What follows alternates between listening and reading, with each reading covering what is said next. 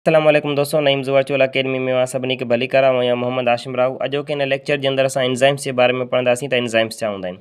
हाणे इंसान जे जिस्म जे अंदरि खोड़ सारा केमिकल रिएक्शन्स थींदा रहंदा आहिनि। जहिड़े तरीक़े सां इंसान ॾिसो ऑक्सीजन खणे थो, उहो वञी करे ग्लूकोस सां केमिकल रिएक्शन करे तवानाई तयारु करे थो, कार्बन डाइऑक्साइड तयारु करे थो। त खोड़ सारा केमिकल रिएक्शन्स इंसान जे जिस्म जे अंदरि थींदा रहंदा आहिनि। ऐं उहे केमिकल रिएक्शन कराइण जे लाइ तमामु घणी एनर्जी खपे, तमामु घणी हीट खपे। हाणे इंसान जे जिस्म जे अंदरि एतिरे मिक़दार में हीट जेकॾहिं अची वई, तमामु घणी टेम्परेचर हाई थी वियो त इंसान जे जिस्म जे लाइ नुक़सानकार आहे। त पोइ छा कयो वेंदो आहे, इंसान जे जिस्म जे अंदरि हिकिड़ा मॉलिक्यूल्स हूंदा आहिनि जिन खे असां चवंदा आहियूं एंजाइम्स। इहे मॉलिक्यूल्स छा कंदा आहिनि, उन साॻिए केमिकल रिएक्शन खे तमामु थोरी एनर्जी जे बुनियाद ते करे ॾेखारींदा आहिनि। मिसाल थो ॾियां मां तव्हांखे, सपोज़ कयो ॾिसो हिकिड़ो ही ए आहे ऐं प्लस में बी आहे। हाणे ए ऐं बी इन्हनि ॿिन्ही जो केमिकल रिएक्शन करण जे लाइ सपोज़ कयो हिन जो केमिकल रिएक्शन करायूं था ए ऐं बी जो, त पाण में ए बी ठहनि था। ऐं ही केमिकल रिएक्शन करण जे लाइ सपोज़ कयो 100 जूल एनर्जी खपे। केतिरी एनर्जी खपे? 100 जूल एनर्जी। हाणे असांजे जिस्म जे अंदरि एतिरी हीट या एतिरी एनर्जी त कान्हे का जो उनखे इन में कन्वर्ट करे सघिजे। या अगरि जेकॾहिं एतिरो टेम्परेचर तव्हांजे जिस्म जे अंदरि अची वियो त जिस्म जे लाइ नुक़सानकार आहे। ठीकु आहे। त पोइ हाणे छा कयो वेंदो आहे, पोइ ईंदा आहिनि एंजाइम्स। एंजाइम्स अची करे छा कंदा आहिनि, इहो साॻियो केमिकल रिएक्शन जेको 100 जूल एनर्जी ते पहिरियां थिए पियो, एंजाइम जे अचण सां इहो साॻियो केमिकल रिएक्शन 30 जूल एनर्जी ते थींदो। यानी एंजाइम्स छा आहिनि, हिकिड़े क़िस्म जा बायो कैटलिस्ट आहिनि। बायो कैटलिस्ट छा खे चइबो आहे? अहिड़ी का शइ जेको केमिकल रिएक्शन कराए, असां हुनखे कैटलिस्ट चवंदा आहियूं।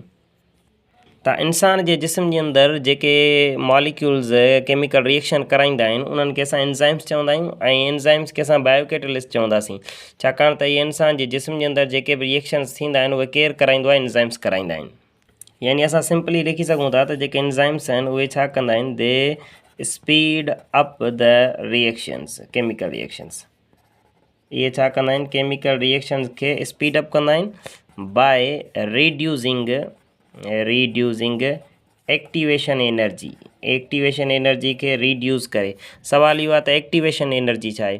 एक्टिवेशन एनर्जी कंहिं बि केमिकल रिएक्शन कराइण जे लाइ मिनिमम एनर्जी जेका रिक्वायर्ड हूंदी आहे, उनखे असां एक्टिवेशन एनर्जी चवंदा आहियूं। सपोज़ कयो ही केमिकल रिएक्शन कराइण जे लाइ 100 जूल एनर्जी खपी पए, त हीअ जेका 100 जूल एनर्जी हुई, सा हिन जी एक्टिवेशन एनर्जी आहे। सपोज़ कयो ॿियो को केमिकल रिएक्शन आहे, उनखे कराइण जे लाइ 30 जूल एनर्जी खपे, घटि में घटि 30 जूल एनर्जी खपे, त उहा जेका 30 जूल एनर्जी आहे उनजी एक्टिवेशन एनर्जी आहे। ठीकु आहे।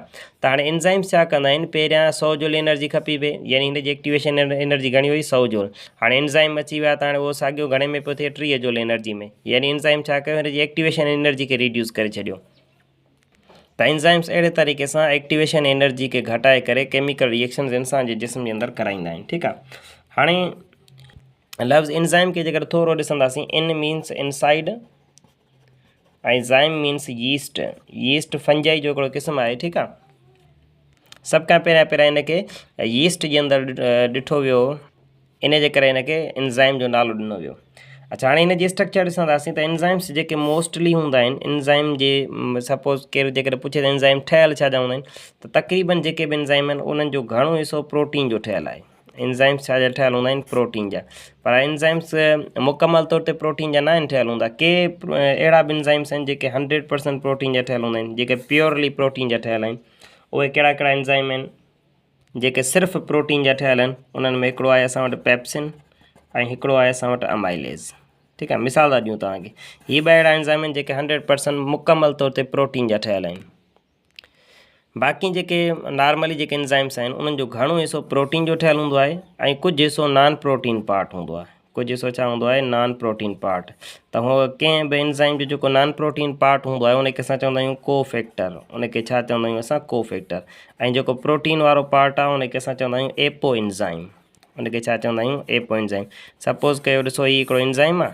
हाणे एंजाइम में हीअ जेको हिसो आहे, हीअ नॉन प्रोटीन जो ठहियलु आहे। हीअ पोर्शन नॉन प्रोटीन आहे, बाक़ी प्रोटीन आहे। हीअ जेको प्रोटीन वारो हिसो आहे, हिनखे असां चवंदासीं एपो एंजाइम। बाक़ी जेको नॉन प्रोटीन वारो पार्ट आहे, उनखे छा चवंदासीं असां? कोफैक्टर चवंदासीं। हाणे हीअ जेके एंजाइम्स आहिनि, इहे स्पेसिफिक इन नेचर हूंदा आहिनि, स्पेसिफिक इन फंक्शन हूंदा आहिनि। ठीकु आहे।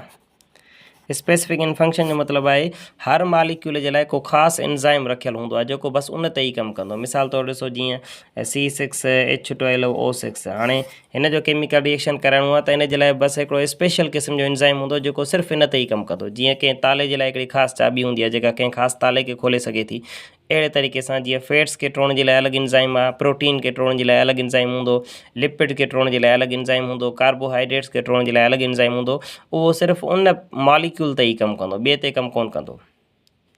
हाणे हर एंज़ाइम जे अंदरि हिकिड़ी जॻह हूंदी आहे जंहिं जॻह ते जेका जॻह केमिकल रिएक्शन कराईंदी आहे।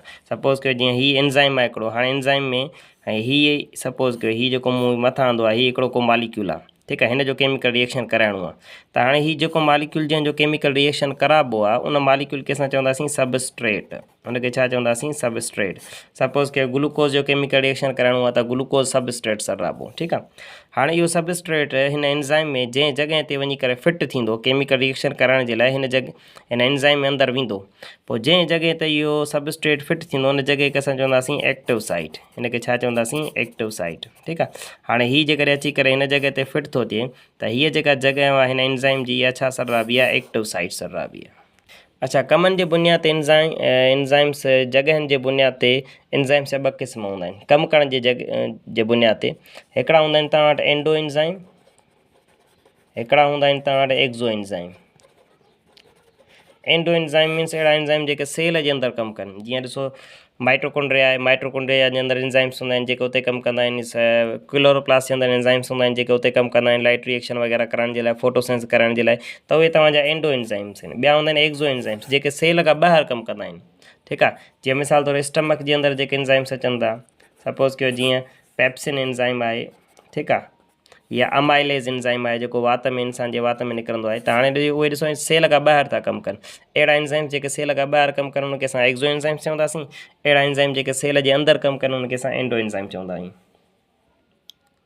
अच्छा, उनखे अलावा ॿिए ॿ शयूं पाण खे सम्झणियूं आहिनि। हिकिड़ा आहिनि पाण वटि एक्टिवेटर, ॿिया हूंदा आहिनि पाण वटि इनहिबिटर, ठीकु आहे। एक्टिवेटर के एंज़ाइम्स अहिड़ा हूंदा आहिनि जेके पहिरियां फंक्शन न कंदा आहिनि, पोइ हुननि खे को न को सिग्नल मिलंदो आहे, सिग्नल मिलण खां पोइ उहे कमु करणु शुरू कंदा आहिनि। जीअं असां वटि आहे पेप्सिनोजिन। हाणे हीअ जेको पेप्सिनोजिन जेको तव्हांजे स्टमक में हूंदो आहे उहो पहिरियां जीअं एंज़ाइम्स पहिरियां नॉर्मली निकिरंदो आहे त हीअ कमु करण जे लाइक़ु न हूंदो आहे, पोइ हिनखे को न को सिग्नल मिलंदो आहे जंहिंजी वजह सां इहो कन्वर्ट थी वेंदो आहे। पेप्सिनोजिन छा में कन्वर्ट थी वेंदो आहे, पेप्सिन में कन्वर्ट थी वेंदो आहे, ठीकु आहे। हिन जो जिन निकिरी वेंदो आहे, हीअ पेप्सिन में कन्वर्ट थी वेंदो आहे। जेॾी महिल हीअ पेप्सिन में कन्वर्ट थी वेंदो आहे त हाणे हीअ कमु करणु शुरू कंदो आहे। यानी सभई एंज़ाइम्स अहिड़ा न आहिनि जो डायरेक्टली कमु कनि। के एंज़ाइम्स अहिड़ा हूंदा आहिनि जिन खे कमु करण जे लाइ को न को सिग्नल ॾियणो पवंदो आहे या को न को मॉलिक्यूल रिलीज़ करिणो पवंदो आहे जेको वञी करे हुनखे एक्टिवेट करे। त अहिड़े मॉलिक्यूल खे असां एक्टिवेटर चवंदा आहियूं। हाणे हिते जीअं पेप्सिनोजिन आहे, हिनखे पेप्सिन में कन्वर्ट करण जे लाइ असां वटि स्टमक में छा निकिरंदो आहे, HCl निकिरंदो आहे। हाणे जेको हाइड्रोक्लोरिक एसिड आहे उहो छा कंदो आहे, पेप्सिनोजिन खे एक्टिवेट कंदो आहे, पेप्सिन में कन्वर्ट कंदो आहे, पोइ ही कमु करणु शुरू कंदो आहे। त हाणे हीअ जेको HCl आहे जंहिं हिनखे एक्टिवेट कयो इहो थी वियो एक्टिवेटर। इहो छा थी वियो, एक्टिवेटर। एक्टिवेटर में माना अहिड़ो को मॉलिक्यूल जेको कंहिं एंज़ाइम्स खे एक्टिवेट करे कमु करण जे लाइ। ॿिया हूंदा आहिनि असां वटि इनहिबिटर। हाणे इनहिबिटर जो मतिलबु आहे जेको कंहिं एंज़ाइम जे कम खे रोके, अहिड़ो को मॉलिक्यूल जेको कंहिं ॿिए एंज़ाइम जे कम खे रोके त असां हुनखे इनहिबिटर चवंदा आहियूं। छाकाणि त एंज़ाइम जे कम खे रोकण बि ज़रूरी आहे न, ईअं न त मुसलसल एंज़ाइम जेकॾहिं कमु कंदो रहे, ज़रूरत बि न हुजे केमिकल रिएक्शन जी, पर उहो ज़बरदस्ती कराईंदो रहे त पोइ जिस्म जे लाइ नुक़सानकार आहे। त पोइ अगरि जेकॾहिं एंज़ाइम कमु करे पियो मुसलसल, हाणे हुनजे कम जी ज़रूरत न आहे त पोइ हुन एंज़ाइम जे कम खे रोकबो आहे। हाणे रोकण जे लाइ को न को मॉलिक्यूल हूंदो, उनखे छा चवंदासीं असां इनहिबिटर। एक्टिवेटर माना जेको एक्टिवेट करे, इनहिबिटर माना जेको उनजे कम खे रोके। अच्छा, उनखे अलावा ॿियो एंज़ाइम सेंसिटिव हूंदा आहिनि कुझु शयुनि जे लाइ। सेंसिटिव जो मतिलबु आहे त किन शयुनि जे चेंज थियण सां एंज़ाइम ते असरु पवंदो आहे। पहिरें नंबर ते टेम्परेचर, पहिरें नंबर ते छा आहे, टेम्परेचर। हाणे जेकॾहिं टेम्परेचर वधंदो त शुरूआति में छा थींदो, एंज़ाइम पंहिंजे कम खे वधाईंदो। टेम्परेचर जे वधण सां एंज़ाइम पंहिंजे कम खे वधाईंदो आहे, पर उहो कंहिं ख़ासि पॉइंट ते पहुचण खां पोइ अगरि जेकॾहिं टेम्परेचर अञा वधी वियो त पोइ एंज़ाइम जे लाइ नुक़सानकार आहे। छाकाणि त एंज़ाइम पाण छा जो ठहियलु आहे, प्रोटीन जो, ऐं प्रोटीन छा जो ठहियलु हूंदो आहे, अमाइनो एसिड जो।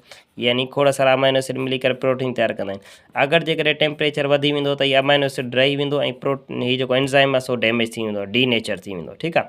त यानी टेम्परेचर जे वधाइण सां एंज़ाइम जो कमु वधंदो आहे, पर जेकर ख़ासि लिमिट आहे उहा लिमिट केतिरी आहे 37 सेंटीग्रेड इंसान जे जिस्म जो टेम्परेचर आहे। जेकर इन खां टेम्परेचर वधी वियो त हाणे एंजाइम जे लाइ नुक़सानकार आहे। ठीकु आहे, त एंजाइम सेंसिटिव हूंदा आहिनि टेम्परेचर जे लाइ, उन खां अलावा pH जे लाइ, तेज़ाबियत जे लाइ। हर एंजाइम कंहिं ख़ासि pH ते कमु कंदो आहे। जेकर हुनखे ओतिरी तेज़ाबियत न मिली त उहो कमु न कंदो। जीअं ॾिसो तव्हांजो जेको मैदे जे अंदरि जेको एंजाइम्स हूंदा आहिनि जहिड़े तरीक़े सां पेप्सिन आहे, त हाणे उहे छा ते कमु कंदा आहिनि, उन्हनि खे तक़रीबन 2 pH ताईं खपे, उन्हनि जी तेज़ाबियत 2 pH हुजे त पोइ उहे कमु कंदा। अगरि जेकर हुनखे एतिरी तेज़ाबियत वारो माहौल न मिलियो त उहे कमु न कंदा। हाणे जीअं मैदे जे अंदरि जेको तव्हांजो जेको लबलबो आहे उतां खां कुझु एंजाइम्स ईंदा आहिनि, पर उहे मैदे में कमु न आहिनि कंदा। सॉरी, मैदे जे अंदरि न बल्कि स्मॉल इंटेस्टाइन जे अंदरि ईंदा आहिनि।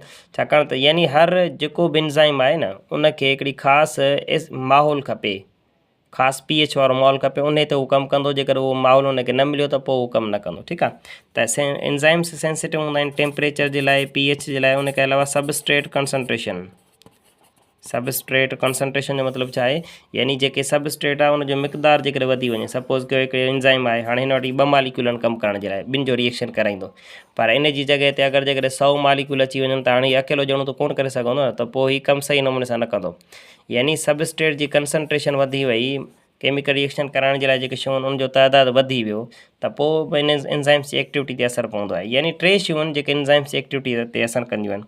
हिकिड़ो pH प्लस में टेम्परेचर ऐं उन खां पोइ सबस्ट्रेट कंसंट्रेशन।